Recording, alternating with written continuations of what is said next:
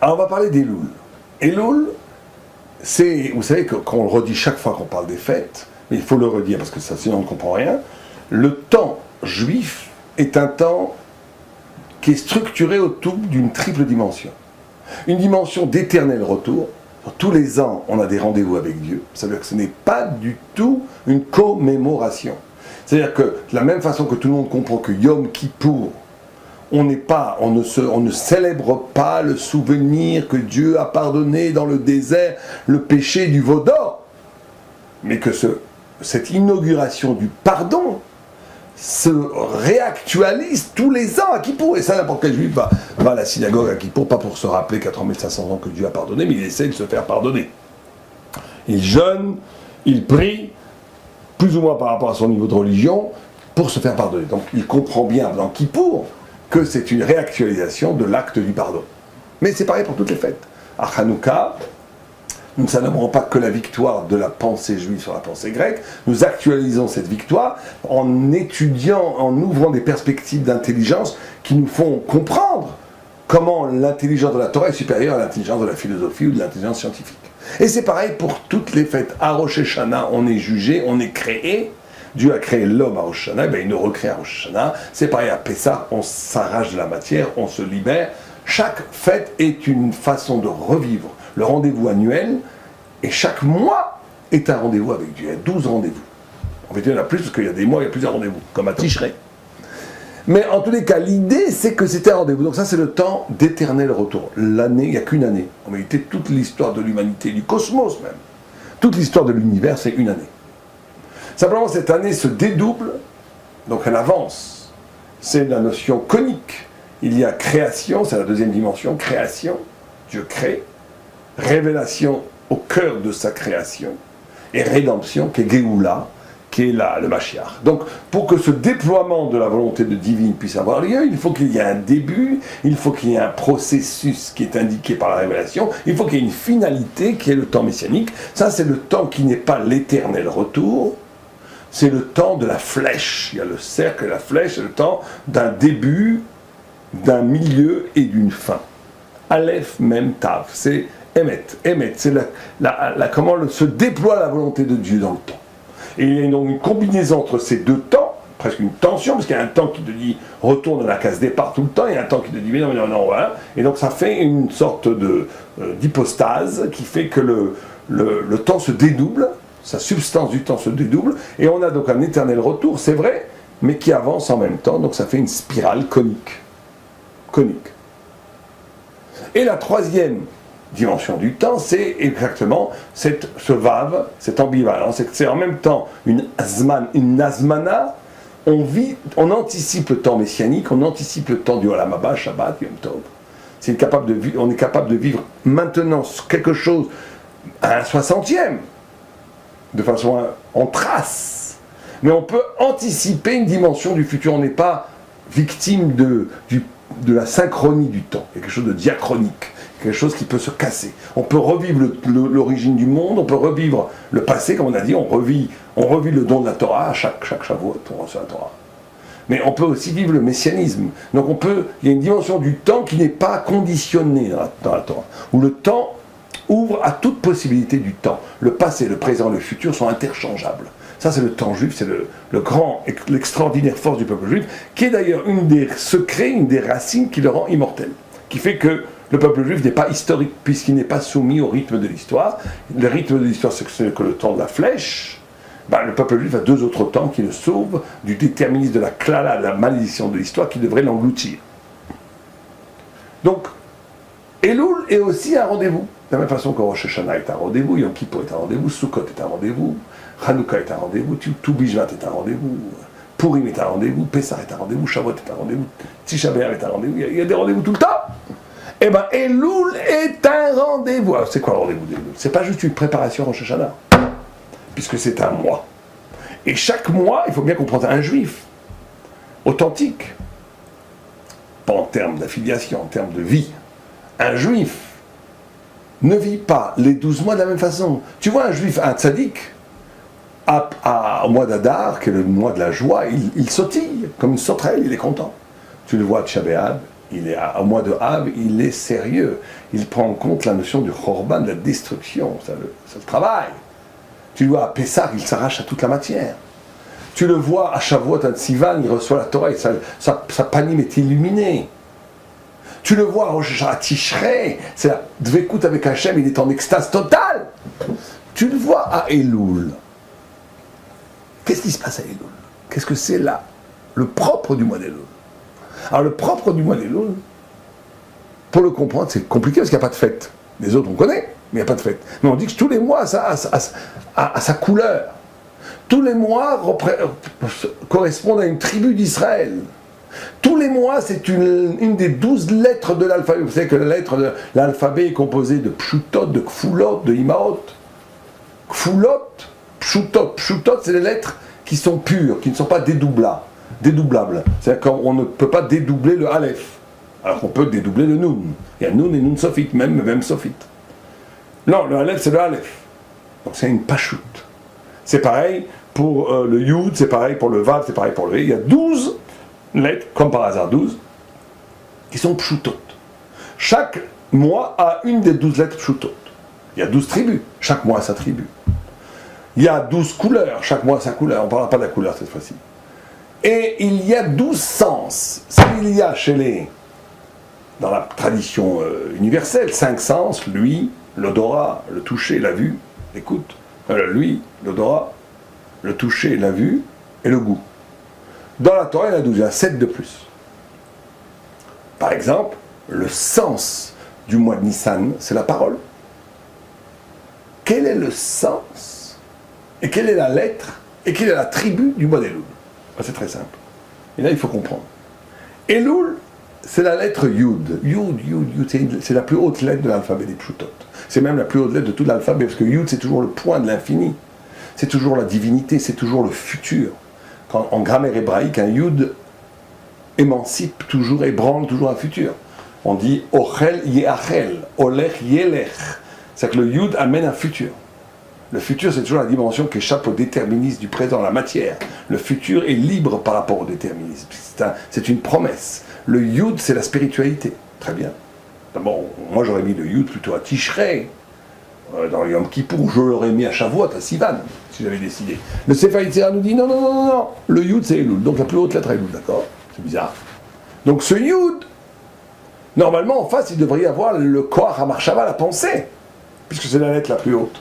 Ça devrait être la pensée. Or, la pensée, non, elle n'est pas du tout dans la pensée, elle est dans Kislev Chanukah, ou bien, selon des elle est à Shavuot, à Sivan. Comment se fait-il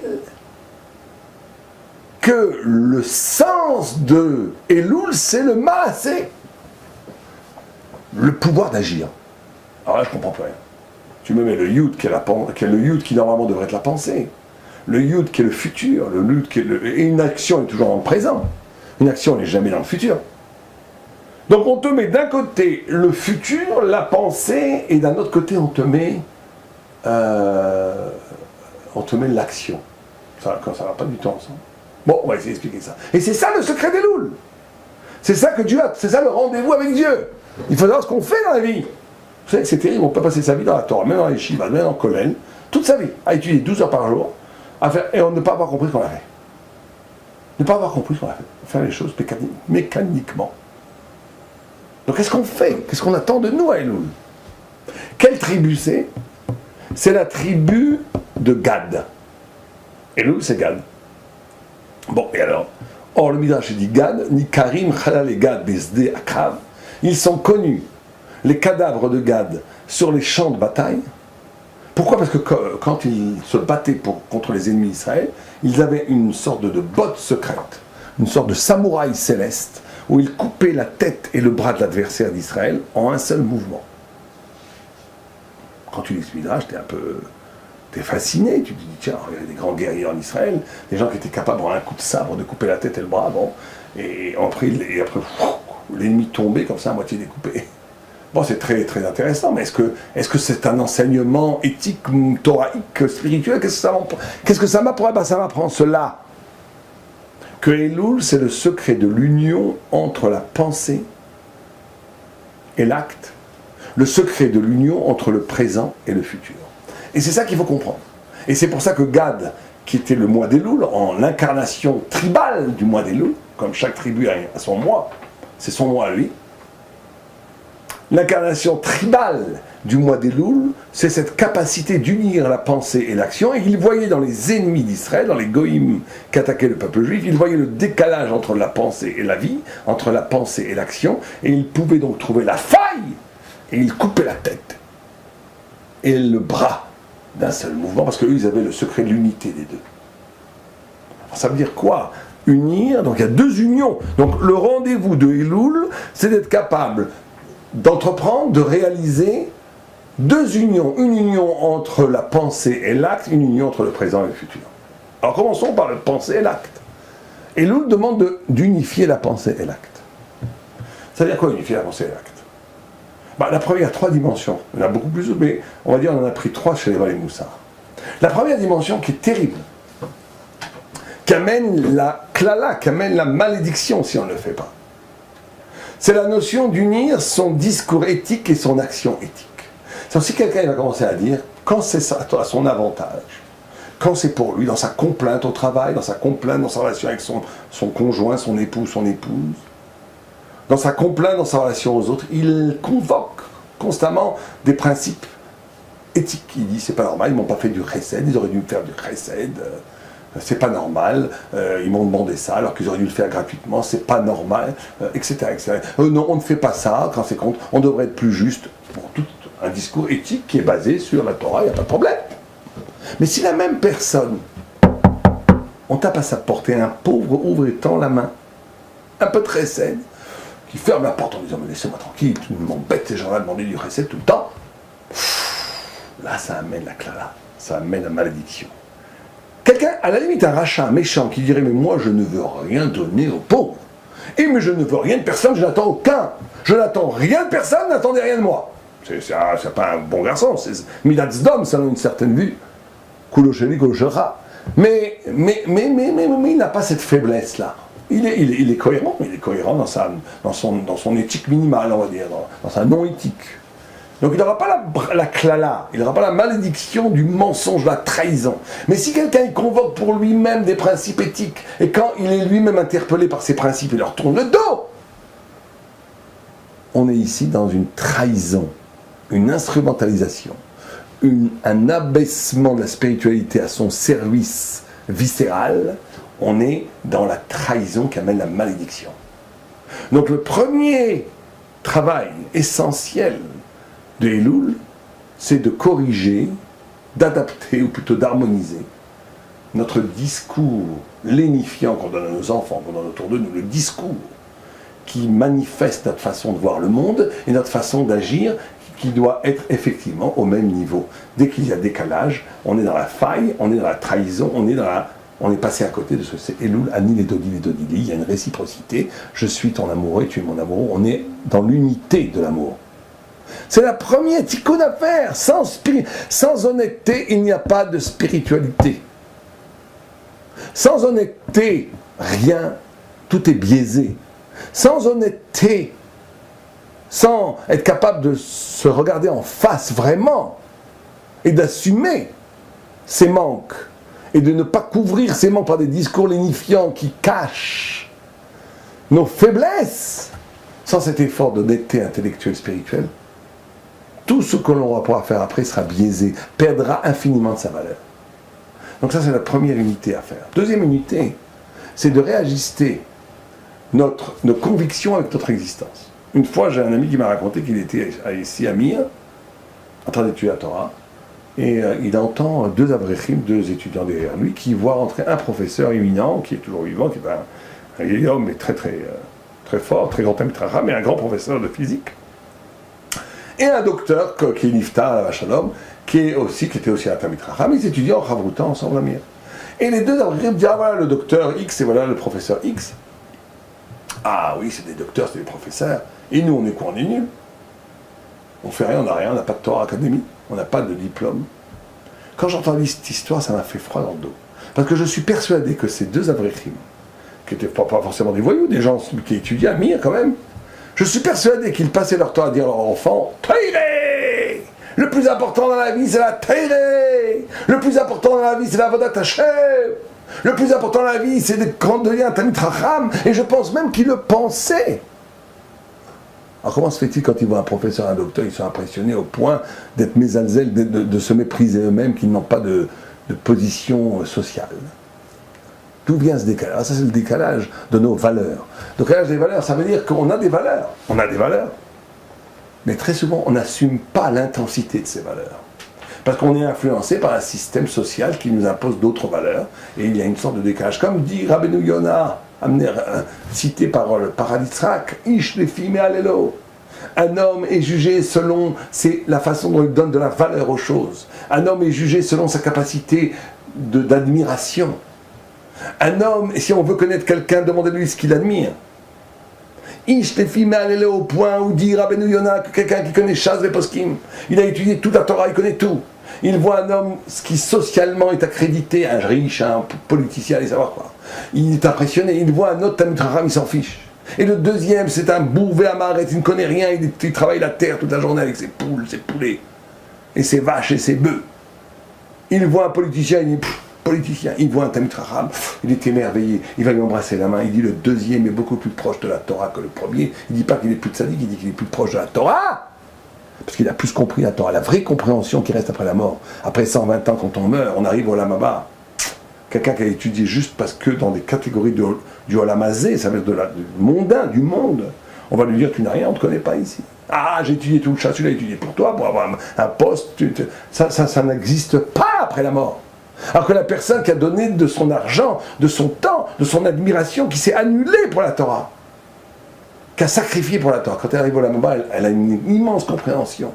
Pourquoi? Parce que la compréhension d'après la mort, elle se mesure à combien tu as été prêt à sacrifier pour quelque chose. Combien tu es prêt à sacrifier pour quelque chose illustre, souligne que tu as vraiment compris. Personne ne donne de l'argent à la Torah, personne s'annule devant quelqu'un s'il n'apprécie pas la Torah. Cette appréciation qui amène à un bitoul, à une annulation personnelle, c'est la vraie compréhension qui reste après la mort.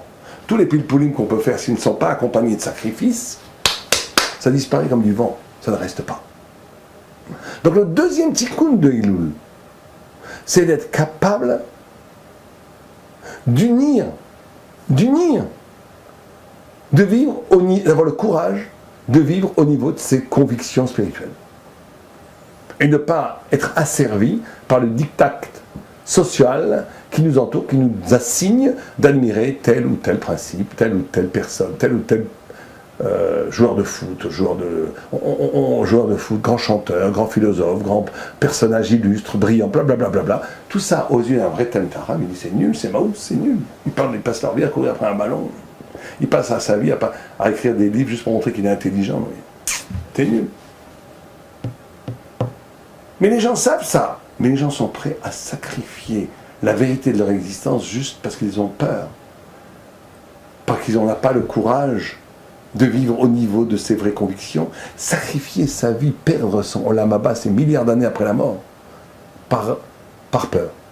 Par peur de ne pas être considéré par le regard social de l'autre, et donc de s'affilier. C'est ça la notion d'esclavage. D'accepter quelque part un petit peu quand même. Que d'accord, je suis d'accord avec ça. Non. La Torah doit être l'échelle de valeur, et surtout d'un point de vue existentiel dans nos vies, on doit avoir la même intensité, notre vie doit participer à la même intensité que cette échelle de valeur.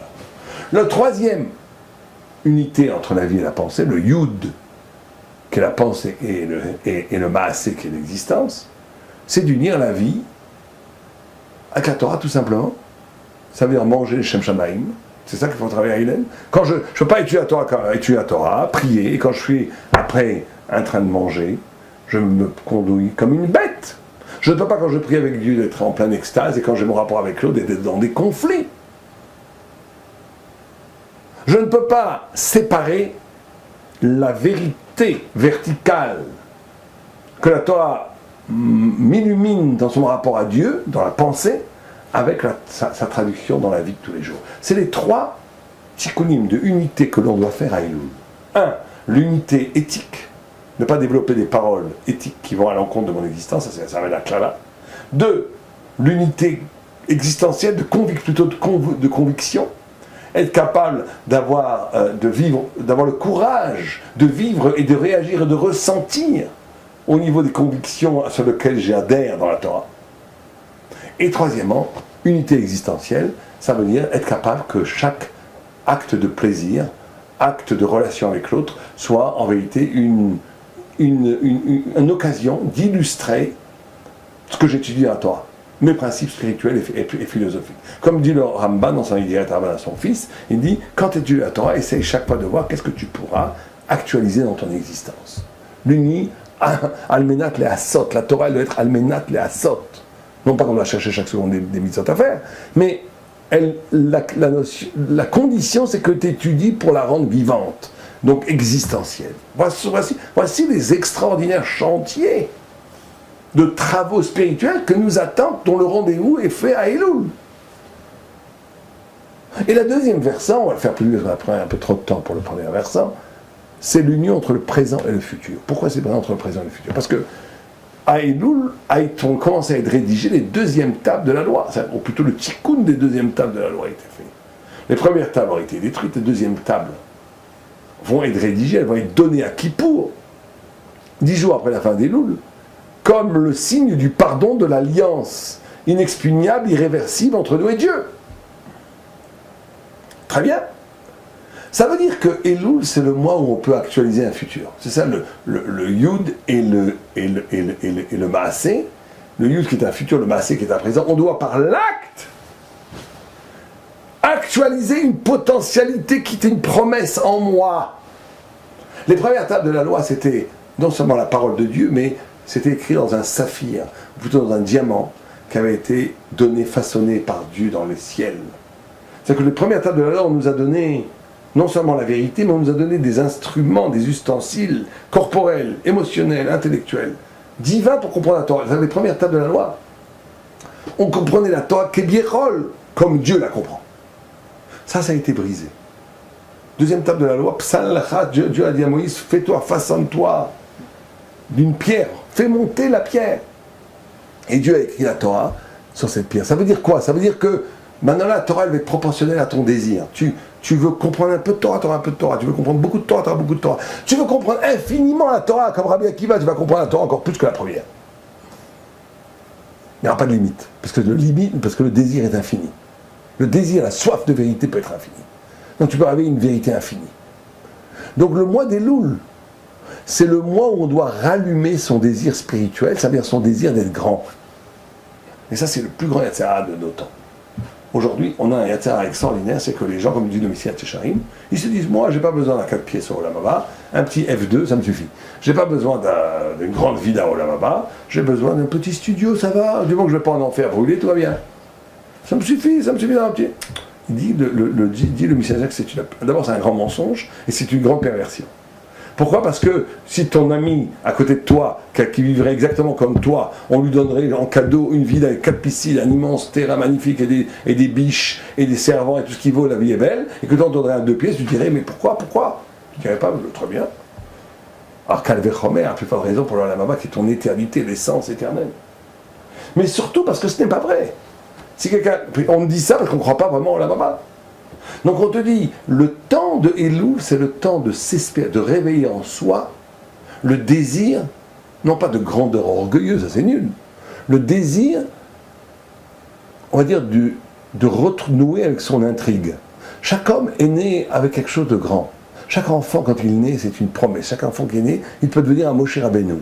Chaque enfant, chacun d'entre nous, a des potentialités extraordinaires d'incarner le tzaddik. Alors chacun selon ses possibilités. Certains, ça sera dans l'étude, d'autres, ça sera dans les mitzvot, ça sera dans le chesed. C'est pas grave. Mais quelqu'un peut devenir un Eved Hashem. Cette espérance d'incarner dans son existence, dans sa chair, la grandeur d'être le lieu où va résider la Shrina, où va résider la vérité, la volonté de Dieu. S'annuler complètement pour incarner une volonté de Dieu et faire le Kiddush Hashem. Ça, c'est le modèle Elul. Quelqu'un doit renouer avec ça. On ne peut pas passer sa vie à faire une redondance, parce que, pourquoi est-ce que ça va dire? Parce qu'on est en train de commencer à juger, est-ce que ça vaut le coup de te recréer? Puisqu'en Rosh Hashanah, on va décider, il faut te créer ou pas. Alors si quelqu'un s'inscrit dans une existence où il n'y a pas de futur, Je serai ce que je suis ce que je serai, j'ai été ce que je serai, blablabla. Je suis le même. Aucune chance que je change, il ne faut pas attendre que je change. Normalement, c'est la mort. Normalement, Shana a décidé la mort. Pourquoi tu veux qu'on te donne une vie pour une vie redondante? Si tu vas refaire exactement ce que tu as fait pendant les années avant, je ne vois pas l'intérêt. Il y a d'autres considérations, les enfants, Alors on me dit, oilo! Celui qui vit par d'autres considérations, que sa propre mérite de vivre. Oilo, c'est terrible. Donc le mois d'Elul, c'est un mois où on doit réallumer le désir d'être, le désir de devenir, le désir d'advenir, le désir de renouer avec la poésie intérieure magnifique, spirituelle que Dieu a mis en nous, unique, chacun est unique, pour trouver cette lumière et la faire vivre en nous. C'est ça la notion de l'union entre le futur et le présent. Cette lumière, c'est une promesse, c'est un futur, Dieu t'a donné, c'est la deuxième table de la loi. Va, désire-le, actualise-le. Elul, c'est le mot où on actualise cela, et on essaie par une sorte de décision de réaliser ce que Dieu attend de moi. À ce moment-là, l'acte incarne, fait déjà apparaître tout de suite, d'emblée, le futur, et c'est l'union entre le futur et l'acte. Et donc c'est ça la notion de Elul, Anil et Dodili, c'est ça l'expression d'amour qu'on peut donner à Dieu, quand on est capable de faire cette union entre la pensée et la vie, et entre le présent et le futur, par cette union comme Gad, qui coupait la tête et le bras en un seul mouvement. En un seul mouvement, chaque juif doit essayer de faire cette union, qui est le trait caractéristique du Chodesh Elul à l'Ovaï Aleno.